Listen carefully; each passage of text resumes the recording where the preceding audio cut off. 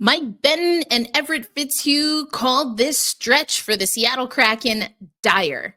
And I'll explain why I agree and what the Seattle Kraken need to do against Carolina tonight to get off on the right foot.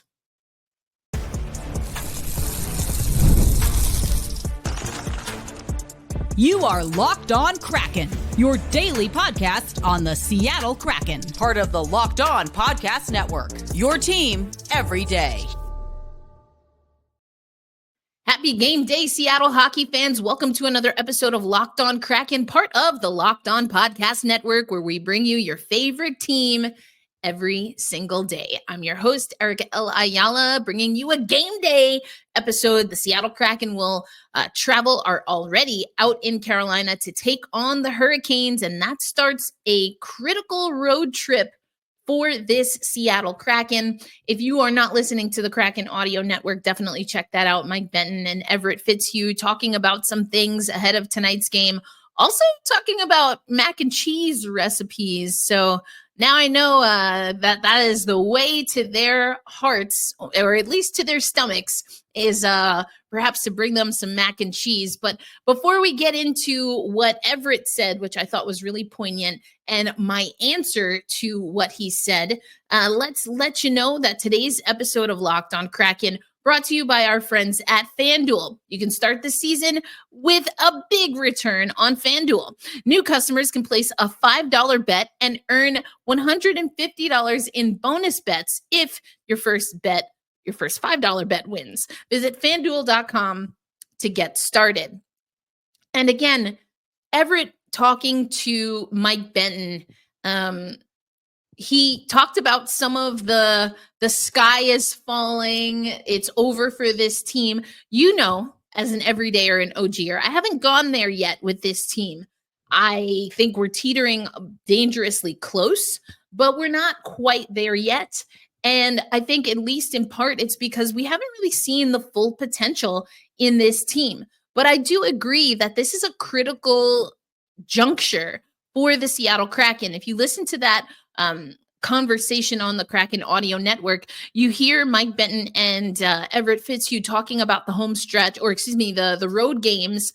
But what I think is also important, and we broke down the road stretch yesterday's episode, starting with Carolina. Then we have the Islanders, the Devils, and the Rangers.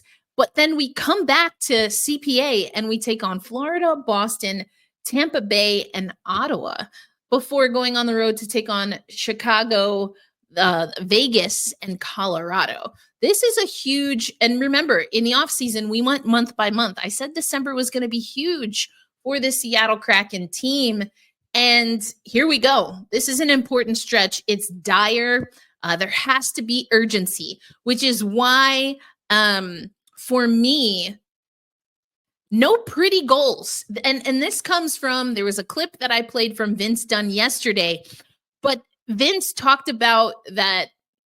He was asked about him playing on the power play with Brandon Montour, talking about how, the power play needs to get better, and kind of, it sounded to me like he downplayed a little bit the last power play, the success on the last power play goals. That was Shane Wright. But remember, Shane got that one power play goal off of a bounce, a carom off of the wall. And Vince, he talked about it not being pretty and, kind of saying he's not sure he wants to give the power play credit for that. And on the one hand, I completely understand where Vince Dunn is coming from. On the other hand, and this is how it relates to what Everett is saying, if this is a dire juncture, this is critical for your Seattle Kraken team, I don't know, Vince, respectfully, that we can be picky. A goal is a goal is a goal is a goal is a goal. Eddie Olczyk says all the time, right? They don't ask how, they ask how many. The Seattle Kraken have not been able to score many goals this season, and especially on the power play. So you can knock it off your forehead for all I care, Vince. If it goes in the back of the net and it's considered a good goal, that's what you need. That's what you should be aiming for. And so I want no pretty goals. I want traffic in front of the net, and we're going to get to this in the 3 keys towards the end of the episode. I want traffic in front of the net. I want bodies, the F3 attacking. I want to see the Seattle Kraken play to win and win by any means necessary. That is a mindset. You can't always fabricate urgency. You either have it or you don't. You either have decided going into a game that you were going to win puck battles or you're not. Willie O'Ree often says this. I don't know who the first person to say it was, but Willie O'Ree says, whether you think you can or you can't, you're right. I need this Seattle Kraken team to commit to winning puck battles, to scoring by any means necessary at all costs. And if you got to bounce that thing off the wall, do it. How many posts have we hit trying to be, expert marksman? How many posts have we hit? I don't know, Kraken fans. Maybe this is our question of the day. Do you care if they're pretty goals or do you want wins? I think I know the answer, but I don't want to speak on behalf of everyone here. Let me know in the comments. Do you want pretty goals or do you want to win? I mean, ideally, right? We'd get them both, but we're not. We're not getting both right now. So if you had to pick one or the other, you want pretty goals for highlights or do you want to win? I mean, I'm asking you as a listener right now, but I think that the Seattle Kraken have to ask themselves that as well. You want pretty goals or do you want to win? I know what my answer is. You let me know in the comments below if you're watching on YouTube, or find us on social media, or find me on social media and let me know. You want pretty goals or you want to win, Seattle? And this team has to decide that as well. The commitment to playing and elevating the style of hockey, you have to do that right now, Seattle. It has to happen. And it's been short, it's been in bursts, but it's been inconsistent. This is not a team that has that luxury right now. And that's why this is a dire stretch. That's why this is a critical juncture. And that's why I don't want to see pretty goals. I don't want to see pretty passes. I don't care if it's pretty. I want it to be effective. So let's substitute pretty for effective. Efficient. That's what we need to see. Effective passes, effective playmaking. It doesn't have to be pretty. In fact, maybe you do need to muck it up a little so that you know you earned it. Get that, spike that adrenaline. Let's go. But this is a critical juncture for Seattle. I definitely agree with Everett on that. Is the sky falling? Not yet. Not yet. But let's just say some people are preparing their storm shelter and it shows. Coming up on Locked on Kraken, morning skate philosophy. I actually want to take you over to a conversation that our very own Dan Bilesma had with King 5 sports reporter with our King 5 sports reporter, Paul Sylvie. It was a nice sit down. They talked about a lot of things, but talked about the morning skate philosophy as well, which I found interesting because, I like talking about practice. So I liked hearing what Dan Bilesma had to say about that. And then we'll close out today's episode talking about keys to the game against Carolina.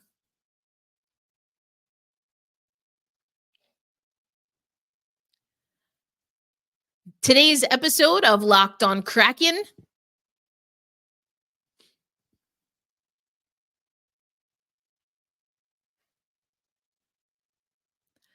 Today's episode of Locked on Kraken brought to you by our friends at Prize Picks. Prize Picks is the best place to get real money sports action. With over 10 million members and billions of dollars in awarded winnings, Prize Picks has made daily fantasy sports accessible to all. You just pick more or less on at least 2 players for a shot to win up to 100x your cash. And so we want to make sure you run your game all season long using Prize Picks. Now, Prize Picks is the best place to get real money sports action, and they invented the flex play, which means you can still cash out if your lineup isn't perfect. I certainly have been able to hit a winning lineup because it wasn't perfect because of the flex play.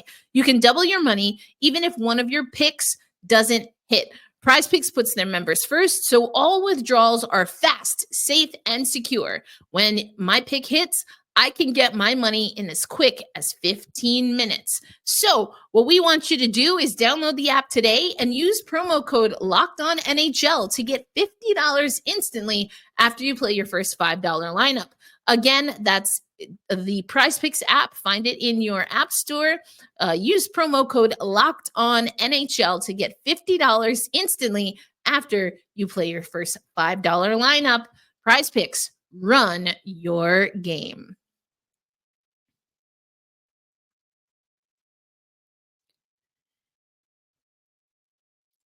Thanks as always for making Locked On Kraken a part of your daily destination. Erica L. Ayala here, coming to you on a game day. And we've got some keys to this game against the Carolina Hurricanes. But as I said, this is a critical juncture, or to use the word that Everett Fitzhugh used, a dire stretch on the road right now for the Seattle Kraken. We want to see some urgency.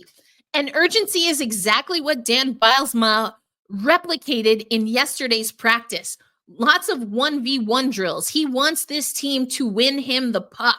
And he knows that improvements need to be made, being prepared and ready to battle 1v1 along the boards in open ice, in the neutral zone, 50-50 pucks.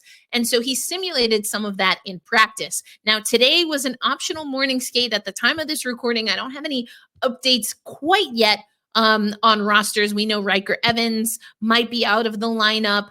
Still waiting to hear about Chandler Stevenson, who's been out with an illness. So we don't exactly know, at least at the time of this recording. Maybe that will change by the third segment. But as of right now, we just don't really know what the Kraken are looking like. But I wouldn't be surprised if those two players, Evans and Stevenson, get just a little bit more rest. And then there's a little less travel when they get to New York, then to play New Jersey and the Rangers, the New York Islanders, I should say, the New Jersey Devils and the New York Rangers. So maybe give them a little bit of more rest, keep them off the ice, and then they can attack it when we get to the tri-state area. But again, a really interesting conversation with Paul Sylvie, who sat down with Dan Bylsma. This was posted just yesterday over at King 5. You should listen to the whole segment. He had a lot of really great things to say about Joey Decord. They opened up the conversation with Dan Bylsma, talking about that 20-game mark, which we've talked about here on Locked On Kraken. But here's what Dan Bylsma had to say about morning skate and how he utilizes it with the Seattle Kraken team. These morning skates on game day, you guys are always, it seems like you can't even just wake up and relax and then go to the game at the time you need to be at the arena. And give me the biggest purpose of a morning skate on game day? The schedule will determine exactly the value of a morning skate. If you don't practice the day before, if you've traveled the day before, then it's a full team skate to touch the ice and to I'll say just reminders of how we want to play as a group. But the morning skate for me is really, it's a get what you need time of the day for every player. How about you as we wrap it up here? These guys are out there doing their thing. Do you ever, get out there and do some conditioning yourself? Not on the ice. Solitude of a run in the afternoon on game days is where I get what I need. And that's really getting my mind right for the game that night. Well, here's hoping that the solitude of that run boded well for Dan Bylsma, head coach of the Seattle Kraken. Again, that was Paul Sylvie, talking to him. That was up. I saw it on King 5. It's part of their home ice series. So definitely check that out. But what I like him saying is that it is situational. And again, there are maybe a little bit of an illness bug, an injury bug right now that the Seattle Kraken are dealing with. So how you utilize the morning skate, just having it is not useful. How you use it and the practices between games, which I was not in love with how Dave Haxtell managed practices between games. I think it's great that the team practiced when they got to Carolina. If we take a look at the schedule, the Seattle Kraken will also practice when they get to Long Island, or at least that's how the schedule goes right now. So they had a practice yesterday, yesterday, Monday. They had an optional morning skate today, and we'll have practice Wednesday, tomorrow, from Long Island.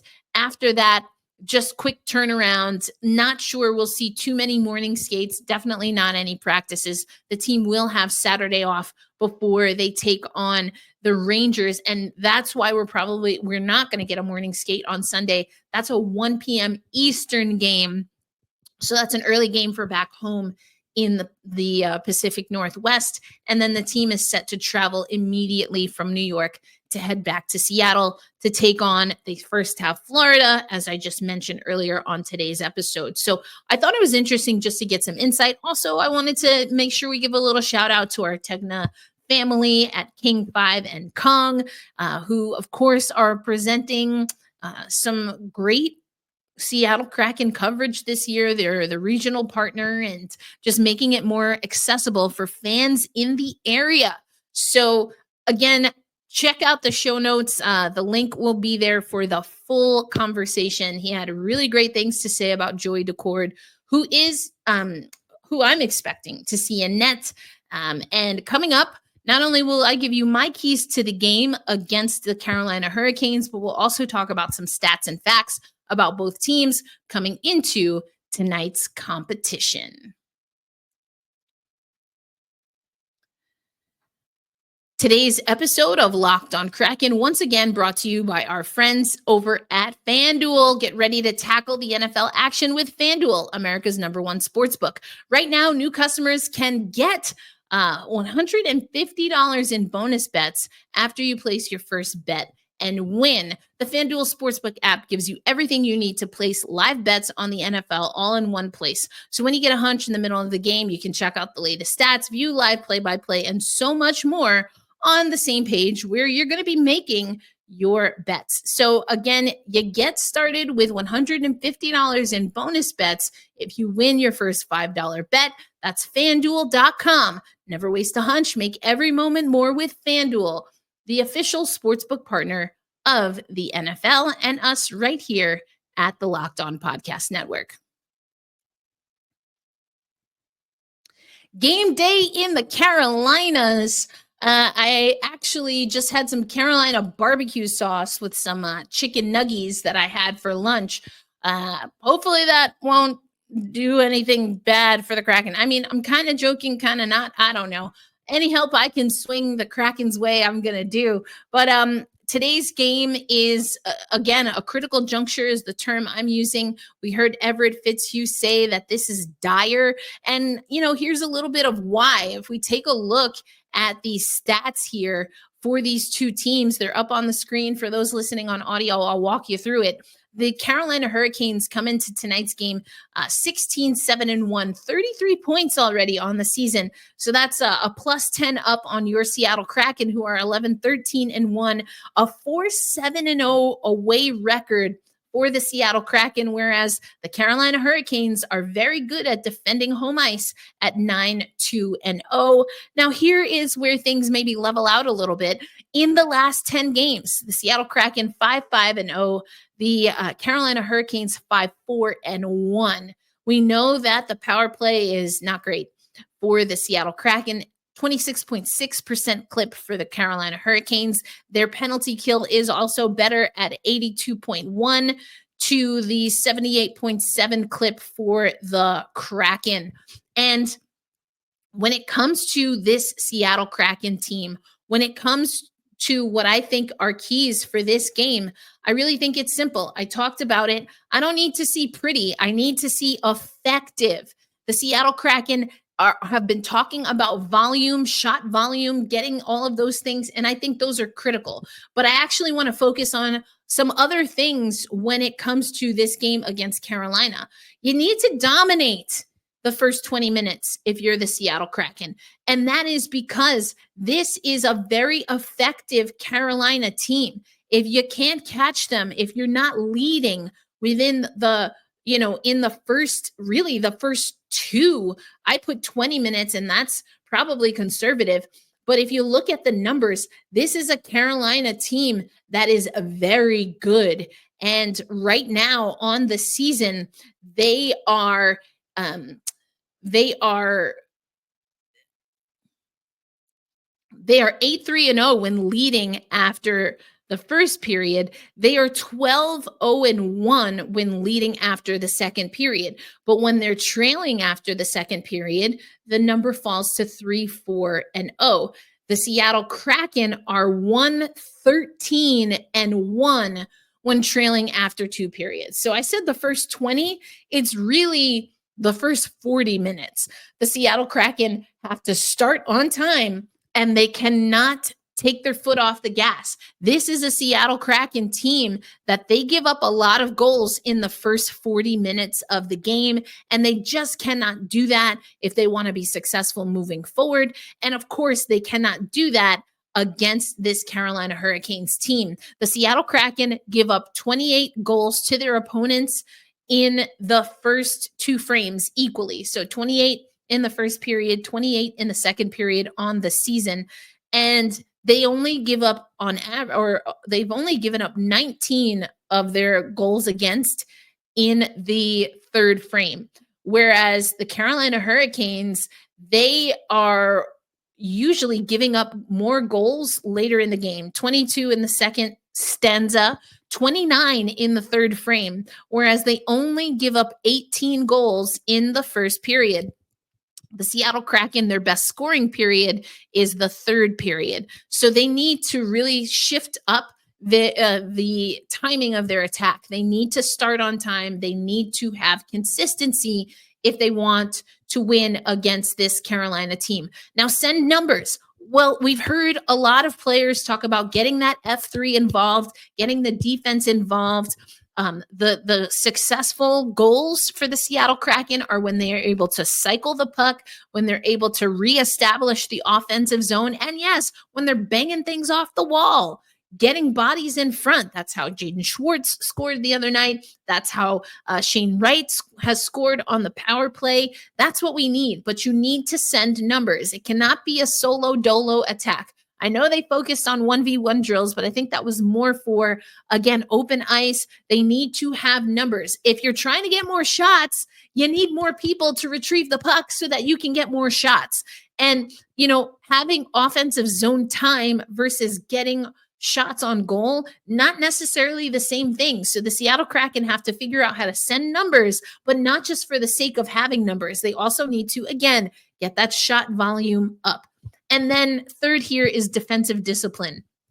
Similarly to a lot of the opponents we're going to see in the New York metro area, this is a Carolina team that will undress you defensively if you're making mistakes. And so that comes from protecting far post. If you're seeing your defensemen get down and really attack, blocking shots, you have to be ready to support your goaltender on the far post, maybe get in there yourself. But similarly to what I want to see on the cycling offensively, you can do that on the defensive side as well. And the Seattle Kraken are not a disciplined defensive team. I don't think they ever were. We look at some of the advanced analytics and it paints a picture that I don't want to say is completely inaccurate, but it doesn't tell the whole story. And the defensive breakdowns often happen when the Seattle Kraken are puck watching instead of communicating, instead of occupying certain areas.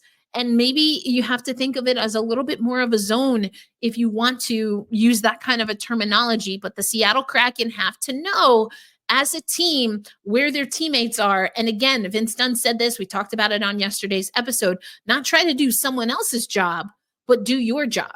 If you see something as the saying goes, then say something.